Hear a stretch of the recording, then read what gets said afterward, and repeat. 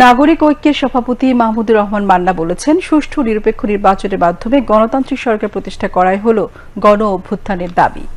আজ রাজধানীতে শিশু কল্যাণ ভবনে নাগরিক ঐক্যের কেন্দ্রীয় কার্যালয়ে এক সংবাদ সম্মেলনে তিনি একথা বলেন। সংবাদ সম্মেলনে ওয়ার্কার্স পার্টির সাধারণ সম্পাদক সাইফুল হক, ভাসানী অনুসারী পরিষদের আহ্বায়ক শেখ রফিকুল ইসলাম বাবলু, জাতীয় সমাজতান্ত্রিক দল জেএসডির সাধারণ সম্পাদক শহীদ উদ্দিনা মাহমুদ স্বপন ও গণসংহতি আন্দোলনের নির্বাহী সমন্বয়কারী আবুল হাসান রুবেল বক্তব্য রাখেন। ফ্যাসিবাদী শেখ হাসিনার বিচার করাও বর্তমান সরকারের দায়িত্বের মধ্যে পড়ে বলে মন্তব্য করেন মাহমুদুর রহমান মান্না।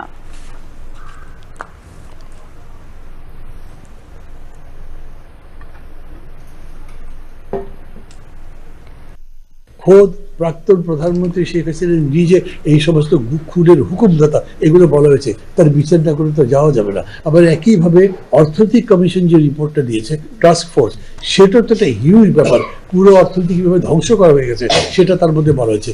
এগুলো আপনাকে টাস্ক করতে হবে। আমরা এই জন্য মনে করি খুব তড়িঘড়ি নয়, হইচই নয়, খুব কুললি এখনকার সবাই হচ্ছে একটা দিক নির্দেশকের মতো, পথ নির্দেশকের মতো রাজনৈতিক নেতৃত্বকে ব্যবহার। এখন আমাদের কতগুলো নীতিতে নিশ্চয়ই একমত হতে হবে যে আমরা গণতন্ত্রের উত্তরের জন্য এই নীতিগুলো অনুসরণ করবো।